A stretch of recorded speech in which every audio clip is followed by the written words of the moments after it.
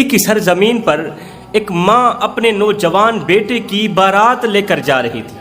اچانک گولیوں کے چلنے کی آواز آئی۔ اس عورت نے پوچھا کہ یہ آواز کس کی ہے؟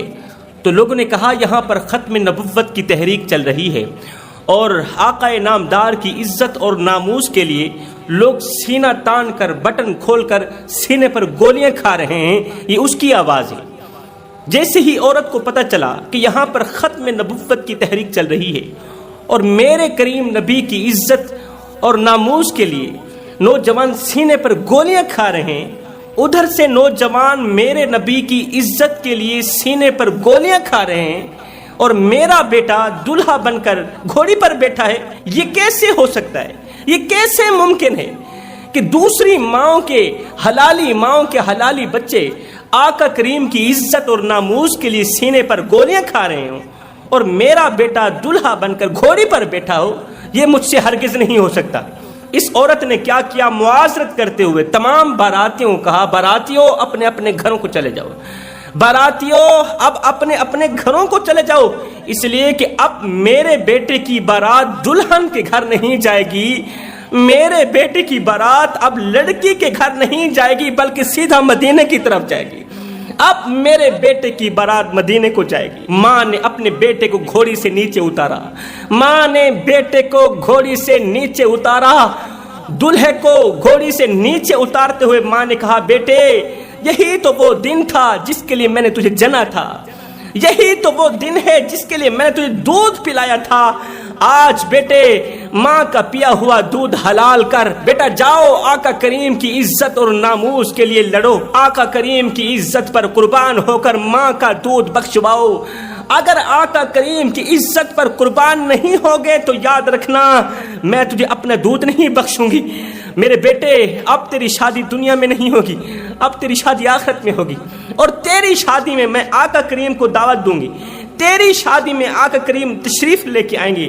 بیٹے اٹھ آقا کریم کے نام پر قربان ہو جا، او میرے دلہے بیٹے آقا کریم کی عزت اور ناموس پر قربان ہو جا، تاکہ میں فخر کر سکوں کہ میں عام بیٹے کی ماں نہیں، میں تو محمد کے غلام کی ماں ہوں، میں عام کی ماں نہیں، میں ایک شہید کی ماں ہوں، میں خود پر فخر محسوس کروں گی۔ بیٹے نے ماں کے درد بھرے الفاظ سنے، بیٹے نے ماں کے الفاظ سنے، ہائے فرما بردار بیٹا تھا، حلالی ماں کا حلالی بیٹا تھا۔ فرما بردار بیٹے نے جیسے ہی ماں کے الفاظ سنے تو اپنا رخ پھیرا، اپنا رخ موڑ کر اس طرف کو چلا گیا جس طرف گولیوں کے چلنے کی آوازیں آ رہی تھی۔ ان لوگوں میں شامل ہو گیا جو آقا کریم کی عزت کے لیے اپنے سینے پر گولیاں کھا رہے تھے، گولیوں سے ان کا سینہ چھلنی ہو چکا تھا۔ کسی نے کہا یہ تم کیا کر رہے ہو؟ او دلہے نوجوان یہ کیا کر رہے ہو؟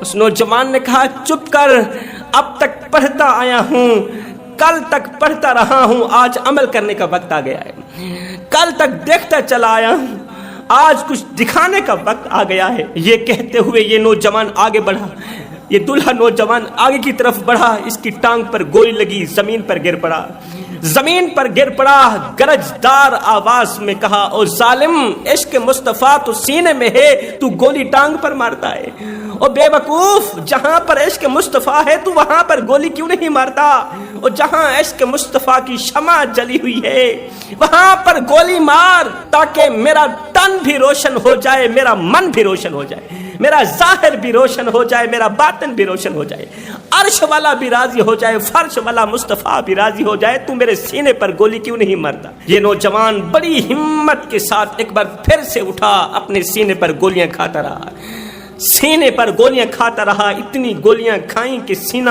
گولیوں سے زخموں سے چور چور ہو گیا، زمین پر گرا، آقا کریم کے نام پر شہید ہو گیا۔ جب شہید ہو گیا، توجہ طلب بات ہے جوانو، جب اس کی لاش اس کی ماں کے سامنے رکھی گئی تو ماں نے غور کیا، ماں نے دیکھا کندھے پر ایک نشان بھی نہیں تھا، کندھے پر ایک گولی بھی نہیں تھی، جتنی بھی گولیاں لگی تھی سینے پر لگی تھی، تمام کی تمام گولیاں سینے پر کھائی ہوئی تھی۔ ماں نے بجائے رونے کے کہا او میرے لال، آج اگر تو نے سینے پر گولیاں نہ کھائی ہوتی میں تجھے اپنا دودھ معاف نہ کرتی، آج اگر تو کندھے پر گولیاں کھائی ہوتی میں تجھے کبھی بھی اپنا دودھ معاف نہ کرتی، شکر ہے کہ تو نے سینے پر گولیاں کھا کر ماں کا سر فخر سے بلند کر دیا۔ پھر ایک دم ماں نے اپنا سر اٹھایا، گرد و نواح روتی ہوئی عورتوں کی طرف دیکھا، دیکھ کر کہنے لگی، او عورتوں، اور تم کیوں رو رہی ہو، اور تم کیوں ارمان کر رہی ہو، اور تم میرے بیٹے کی جوانی کو کیوں رو رہی ہو؟ آج کا دن رونے کا دن نہیں ہے، یہ وقت میرے بیٹے کو رونے کا وقت نہیں ہے، بلکہ یہ وقت تو مجھے مبارک دینے کا وقت ہے، اس لیے کہ میں کسی عام کی ماں نہیں، میں تو محمد کے غلام کی ماں ہوں، میں عام کی ماں نہیں، میں تو شہید کی ماں ہوں، مجھے مبارکباد دو، الحمدللہ میرا بیٹا محمد کے نام پر قربان ہو گیا، میرا بیٹا شہید ہو گیا ہے۔ میں تو اس نوجوان کی ماں ہوں جس کے بیٹے نے سینے پر گولیاں کھا کر امت کے نوجوانوں کو سبق دیا، آقا کریم کی ناموس کے لیے، عزت کے لیے سینے پر گولیاں کھا کر امت کے نوجوانوں کو سبق دیا کہ جب بات نبی کی عزت کی آ جائے، جب بات نبی کی ناموس کی آ جائے تو پھر اپنی جان کی پرواہ بھی مت کرنا، اپنا تن بھی قربان کر دینا، اپنا من بھی قربان کر دینا۔ جب آقا کریم کی عزت کی بات آ جائے پھر اپنا تن بھی قربان کر دینا، اپنا من بھی قربان کر دینا، اپنا اٹھنا بیٹھنا جاگنا سونا عیش و آرام اپنی جوانی آقا کریم کے نام کر دینا۔ ہن دل تے ہاتھ رکھ، سچ سچ دس ہے مسلمان دا مطلب کیا؟ جے عشق نبی نہیں سینے وچ وت راز ایمان دا مطلب کیا؟ وت ہندوستانی ٹھیک ہاسے اتنے نقصان دا مطلب کیا؟ اور جتھے پاک نبی دی عزت نہیں اس پاکستان دا مطلب کیا؟ اللہ اکبر۔ وہ تھیں اسلام کی مقدس شہزادیاں، مقدس اور بابرکت عورتیں جن کی گود میں بچے نہیں پلتے تھے، اسلام پلتا تھا۔ وہ بچوں کو کہاں پالتی تھیں؟ وہ تو اسلام کو پالتی تھیں۔ اللہ اکبر۔ وہ عورتیں جن پر اسلام فخر کرتا تھا کہ یہ ہیں وہ اسلام کی مقدس شہزادیاں جن کے صدقے میں اسلام کو عروج میں لائے۔ ایک طرف وہ عورتیں ہیں، ایک طرف آج کل کی عورتیں ہیں، ایک طرف بیٹے کو دودھ پلا رہی ہیں، دوسری طرف ٹی وی پر نظریں جمی ہوئی ہیں۔ ادھر سے بیٹا دودھ پی رہا ہے، ادھر سے ٹک ٹاک پر نظریں جمی ہوئی ہیں، فیس بک پر نظریں جمی ہوئی، گندی اور فحش فلمیں دیکھ رہی۔ میں کہتا ہوں ایک طرف ماں بچے کو دودھ پلا رہی ہو، دوسری طرف ماں کی نظر گندی فلموں پر جمی ہوئی ہو، تو پروان چڑھنے والے بچے فلمی ایکٹر تو بن سکتے ہیں، وقت کے بایزید نہیں بن سکتے۔ پروان چڑھنے والے بچے فلمی ایکٹر تو بن سکتے ہیں، بدماش تو بن سکتے ہیں، غنڈے بن سکتے ہیں، چور بن سکتے ہیں، وقت کے غوث نہیں بن سکتے، نیک سیرت نہیں بن سکتے۔ آج ماں کہتی ہے میرا بیٹا ڈاکٹر بن جائے، باپ کہتا ہے نہیں نہیں ڈاکٹر نہیں انجینئر بن جائے۔ ماں بیٹے کو ڈاکٹر تو بنانا چاہتی ہے، انجینئر تو بنانا چاہتی ہے، لیکن بیٹے کو محمد کا غلام نہیں بنانا چاہتی، حافظ قرآن نہیں بنانا چاہتی، قاری قرآن عالم دین نہیں بنانا چاہتی۔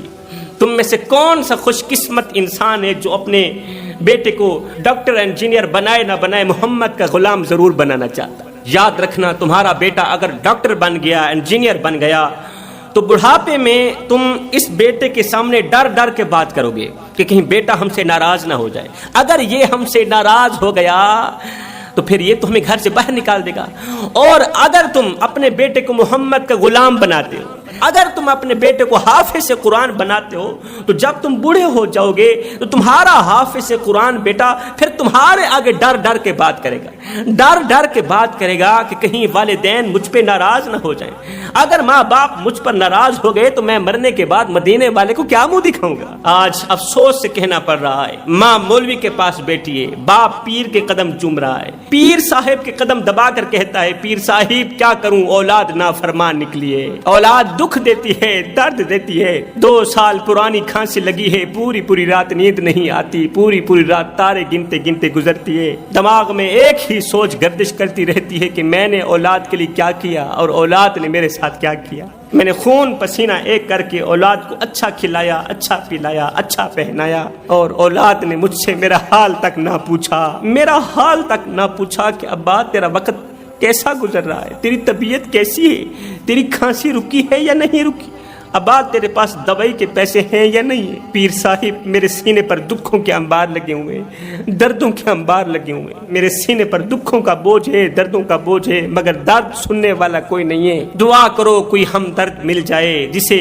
میں اپنا حال سناؤں، میرے سینے کا بوجھ ہلکا ہو جائے. لیکھاں وچ وچھوڑے رہ گئے, رو رو اتھرو تھوڑے رہ گئے, کسے بھی میرا حال نہ سنیا, ہاتھ بھی میرے جوڑے رہ گئے. پتر ہن تے آ جا, ہن گل چلا, کیونکہ زندگی دے دن تھوڑے رہ گئے, لیکھاں وچ وچھوڑے رہ گئے. باپ رو کر کہہ رہا ہے, اگر بیٹے سے دوائی کے لیے پیسے مانگ بھی لوں تو آگے بیٹا اونچی آواز میں کہتا ہے, تانا دیتے ہوئے کہتا ہے, اوے ابھی تو 10 لاکھ کا جہیز دے کر تیری بیٹی کی شادی کی, تیرا فرض اتارا ہے, اور 10 لاکھ لگا کر تیری بیٹی کی میں نے شادی کی, اور اب تجھے دوائی کے لیے پیسے بھی دوں, اور یہ سارا ٹھیکہ میں نے اٹھا رکھا ہے, یہ ساری ذمہ داری میری ہے. کیا چھوٹے بیٹے مر گئے, ان کے پاس نہیں جا سکتے, ان سے کچھ نہیں مانگ سکتے. پیر صاحب کیا کروں, کدھر جاؤں, کون سے جتن کروں. میرے بھائیو, اللہ کے سوا کوئی کسی کا مددگار نہیں ہے. اولاد ہو, بھائی ہو, کوئی بھی ہو, اللہ کے سوا کوئی کسی کا مددگار نہیں. اللہ کے سوا کوئی کسی کے دکھڑے سننے والا, اللہ کے سوا کوئی کسی کے درد سننے والا نہیں ہے. ہے روندی رہی انسانیت, انسان کھلتا رہ گیا, آدمی دی سوچتے حیوان کھلتا رہ گیا. میں کلوں تا بد گیا ہے تیرا بندہ اے خدا, کر کے منہ اسمان دوں شیطان کھلتا رہ گیا. میڈا مانا چھوڑ کے مانی دا مانا کٹ گدس, اج دے ملا دے اتے قرآن کھلتا رہ گیا. لا الہ دا لین دے لیبل جرم دی بندوق تے, اے جے دہشت گرد تے ایمان کھلتا رہ گیا. با عمل کی دو زخی تے بے عمل جنت گیا, نیتا شاکر دیکھ کے دربان کھلتا رہ گیا. خدا را میرے بھائیو, زندگی میں کوئی ایسا کارنامہ سر انجام مت دینا, زندگی میں کوئی ایسی غلطی مت کرنا کہ تیری غلطی کی وجہ سے, تیری گھٹیا حرکت کی وجہ سے تیرے بوڑھے باپ کی عزت والی پگڑی کسی کمینے کے پاؤں تلے نہ رونی جائے.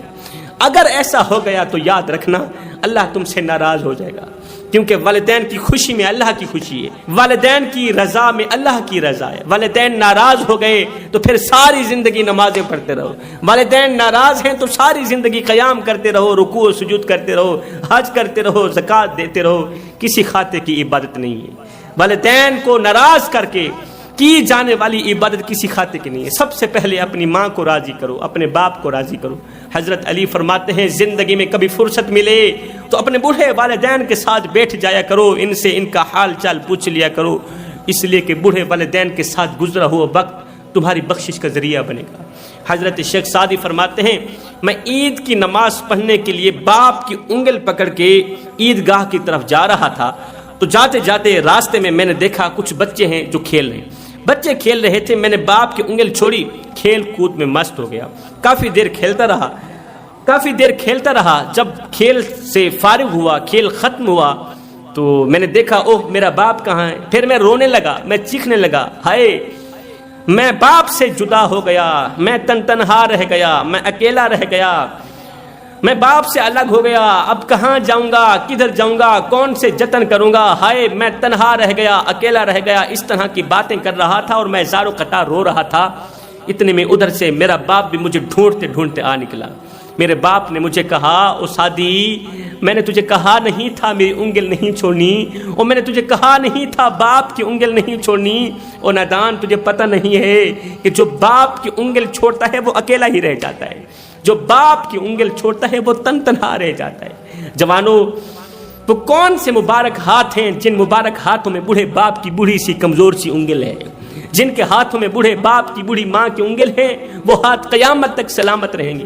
جن کے ہاتھ میں بوڑھے باپ کی انگل نہیں ہے تو وہ دل کے کانوں سے, غیرت کے کانوں سے سن لیں کہ بازار میں ہر چیز مل جاتی ہے, مگر بوڑھے باپ کا پیار نہیں ملتا, بوڑھے ماں کی محبت نہیں ملتی. میرے کریم نبی نے فرمایا, صحابہ کاش میری ماں زندہ ہوتی, ہائے کاش میں محمد کی ماں زندہ ہوتی, میں نماز میں اللہ کے حضور کھڑا ہوتا, میں نماز کی حالت میں کھڑا ہوتا, میں قیام میں ہوتا, رکوع میں ہوتا, سجدے میں ہوتا. اتنے میں میری ماں مجھے آواز لگاتی, او بیٹے محمد. میں نماز کی حالت میں ہوتا, اتنے میں میری ماں مجھے آواز لگاتی, او بیٹے محمد, او بیٹے محمد. میں نماز چھوڑ کر دوڑ کر ماں کے پاس چلا جاتا اور دنیا والوں کو بتاتا کہ ماں کی عظمت کیا ہوتی ہے. بیٹے, جب روٹیاں 4 ہوں, کھانے والے 5 ہوں, تب صرف ماں ہی کہتی ہے کہ مجھے بھوک نہیں ہے. شرط لگی تھی دنیا کو ایک ہی لفظ میں لکھنے کی, لوگ کتابیں ڈھونڈتے رہے, میں نے قلم اٹھائی, ماں لکھ دیا. ایک شخص نے اپنی ماں کو کندھے پر اٹھایا، 7 حج کرائے، کندھے پر اٹھا کے بوڑھی ماں کو 7 حج کرائے۔ 7 حج کرا دینے کے بعد خیال آیا کہ شاید ہی میں نے اپنی ماں کا حق ادا کر دیا ہے۔ 7 حج کرا دینے کے بعد وسوسہ پیدا ہوا، خیال پیدا ہوا کہ میں نے اپنی ماں کا حق ادا کر دیا ہے۔ رات کو سویا ہوا تھا، آنکھ لگی، خواب میں کسی کہنے والے نے کہا، او نادان، سخت سردی تھی، باہر جاڑا تھا اور تم ماں کے ساتھ لیٹا ہوا تھا، تجھے پخانہ آیا، پخانے سے تو نے بستر گندا کر دیا، سخت سردی میں تیری ماں بستر سے اٹھی، اس نے تجھے دھویا، تیرے بستر کو دھویا، غربت کی وجہ سے دوسرا بستر تھا نہیں، ایک ہی بستر تھا، وہ بھی گیلا ہو گیا تھا۔ اب سخت سردی میں، شدت کی سردی تھی، باہر برف باری ہو رہی تھی، تیری ماں نے کیا کیا، خود گیلے بستر پر سو گئی اور تجھے اپنے چھاتی پر سلا دی، خود گیلے بستر پر سو گئی، تجھے اپنی چھاتی پر سلا دیا۔ او نادان، تو کہتا ہے میں نے اپنی بوڑھی ماں کی ساری زندگی کا حق ادا کر دیا ہے، او نادان ابھی تو اسی رات کا حق ادا بھی نہیں کر سکا۔